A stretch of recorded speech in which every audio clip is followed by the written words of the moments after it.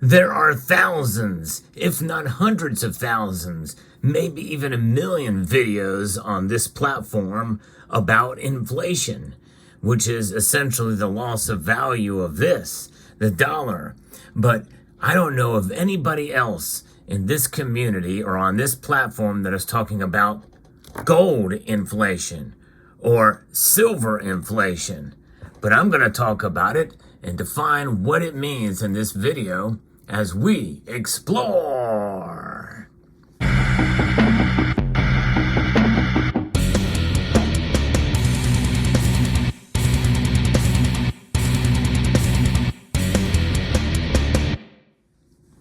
You're probably asking yourself, how can there be such a thing? Gold inflation? Silver inflation? Aren't they precious metals? Relatively rare? That's the thing. Relative is the word of the day. In fact, it's not only that, it's the word of the century. We're going to take a look in this video about the mining of gold and silver since really the beginning of time to some extent, but especially since about 1900. But first, before we get to that, let's talk a little bit about inflation. What does inflation really mean? People talk about prices going up, and they think that's inflation. Indeed, it is not. Remember, this community actually shared with me a piece that really lays it all out about what inflation is. This common definition that people talk about it.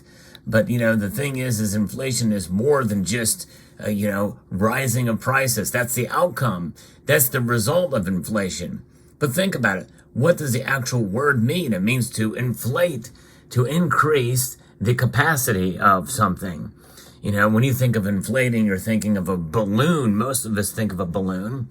And the balloon can only get so big because of the capacity of air that it can hold before it bursts. And that's just it. Sooner or later, that's what's going to happen if inflation continues at the rate it has been going. We've seen that happen time and time again throughout history. It is the increased supply of currency units. In this case, this cotton linen fiber note here, known as the dollar, which is a Federal Reserve note. It is a debt instrument, as you can see here. This note is legal tender for all debts, public and private. This thing will definitely lose its value the more of these things that are issued into the supply, the money supply. The velocity of money that comes into the economy causes these things to lose value. The end result of that is an increase in prices. But inflation doesn't always necessarily mean an increase in prices, by the way. We saw that through quantitative easings 1 through 3, because a lot of those dollars were interjected into economies in Europe and around the world, in a sense, further bolstering the dollar's strength.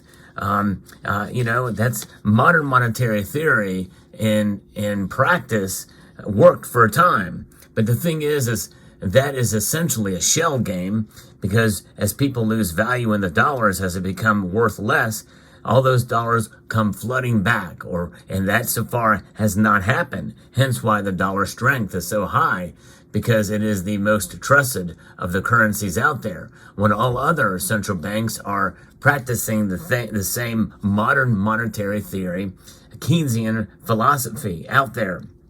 And so the dollar has become essentially the cleanest of the dirty shirts in a laundry pile. But this is very easily done, because you just ramp up the printing presses, and that's exactly what's been happening around the world. But sometimes with the modern technology, you don't even need to do that. You can just digitize it. You can just create ones and zeros, digital dollars. In fact, that's what they want to do with central bank digital currencies. And they can restrict and enhance the currency supply with a press of a button in an instant. But what happens to gold and silver? Well, gold and silver can do and have done much the same as we've seen throughout history. In fact, the turning point was about 1900, when gold and silver began to dramatically increase because of mining technologies throughout the world. And it is remarkable to see what's been going on with the mining supply, especially with the gold rush that we've seen here in the United States about 1849. We saw a dramatic increase of gold production and gold discoveries that have led to this boom. And essentially, that boom increased for gold around 1850 and 1852 through about 1900. It kind of leveled out and even fell a little bit, well below about 250 tons annually. But then around 1900, it ramped up big time. And since then, it has been up and down, but creating higher floors of production through time, and far outpacing the amount of people in the world per capita. More gold was being produced per capita since 1900. Therefore, you have an exhaustive list of supply of gold out in the market. Now, the thing with gold is treasured. It's mostly treasured, and so therefore it is held by central banks, bolstering its price and its value proposition, because the gold that is held in central banks and stored in artifacts and the like, that is not going to be recycled. In fact, there's no need for it to be recycled. It's in its end state and used, and therefore it is going to stay where it is, held in these vaults. Therefore, that gold will probably not see the light of day, and it's really essentially off the market, which is one of the reasons why gold has become more and more valuable. And even right now, it's nearing all-time highs in terms of nominal price. But nonetheless, silver is a little different situation.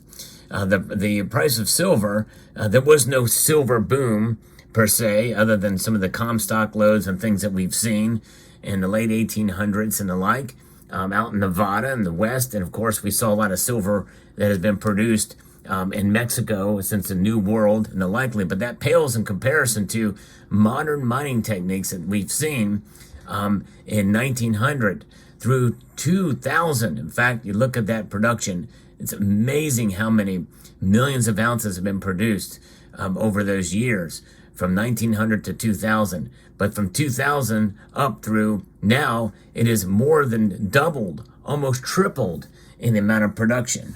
So that, it's crazy to see how much silver has been produced in that time. Silver, there's a lot of it that has been mined, therefore inflating the supply of silver. Nobody else is going to be talking about this in this community, but I'm going to talk about it because I think it's crucially important to understand how the natural market forces, because of the actual inflation of the silver and gold supply in the markets, has a dramatic impact for sure. Because we know what can happen to the dollar. Yes, indeed. How easily it can be done. What was the dollar worth back, 20 years ago, 30 years ago? Was it worth $20? What about over 100 years ago?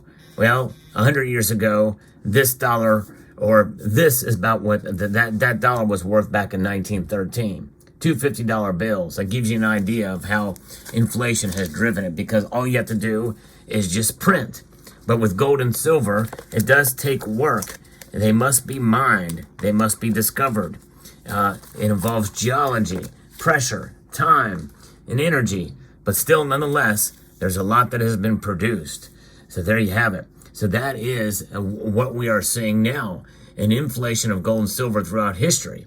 You've heard it talked about on some commentators saying that, a dime or a denarius, a silver denarius, which is about the size of a dime, was about 12 hours of hard labor by a Roman soldier. The thing is, silver was a lot more rare back then, much more rare. In fact, it was much closer to the gold to silver ratio, was much tighter in those days because there was just a lot less silver around. Nowadays, there's a lot more silver, and silver is consumed and utilized and recycled, by the way, as well, too. We are now at an age now where silver's use is so prominent and so valued that we're now starting to see the the demand for the silver outstripped the supply of mined silver that's out there, which is why recycling has become a prominent part now of the new silver that is being utilized for applications. So it's quite fascinating to see how things have evolved with the markets. Silver being produced so extensively now, and really essentially one of those cases where, it's going to get to a point where they're going to have to make choices as to how much silver is going to be utilized from recycling and mining, and until they can find new supplies, they're going to have to rely on that recycled version variables. But nonetheless, I think that is part of the reason why the price of silver and to some extent gold has not really just skyrocketed. But nonetheless, there's different fundamentals for each metal, more so than ever before, hence why we have such a high gold and silver ratio. But one thing that you should realize and understand, and why this video is so important, and I hope you found this information informative. If you did, I hope you will consider subscribing to the channel and pressing that like button. But one of the things that's so important about this is that these supplies that we see of silver and gold out there in the natural market is a reality that we cannot escape. And as the more we come to the understanding and grips of that, and understanding how actually silver and gold inflation is a real thing, then we're going to be better off for it and have a more realistic view of these precious metals. I certainly enjoy having gold and silver in my portfolio. Gold and silver inflation do not take away from the value proposition that they have, because again, it's much harder to mine an ounce of silver and gold than it is to print a currency out there. So it does not take away from their value proposition, but it should give you further insight as to really what they are worth. And we may not be far outside of their true value in terms of price, at least right now in the market. And I'm not also discounting the potential and possibility for other forces at play, manipulative forces. We've seen that time and time again too. Even suppressive forces at play with the derivatives market and the like. Nonetheless, it's an eye-opener, and it is a reality that we've seen. It's just that the mining supply is something that happens on an annual basis, but it's a lot higher than it was, 100 years ago, 110 years ago. So keep that in mind. Let me know what your thoughts are about this video. I hope you found it informative, insightful, and educational. I would like to extend a multitude of gratitude to each and every one of you for taking the time to watch. And I want to encourage you to please rate this video, press that like button down below, share it on other platforms as you see fit, and comment and subscribe.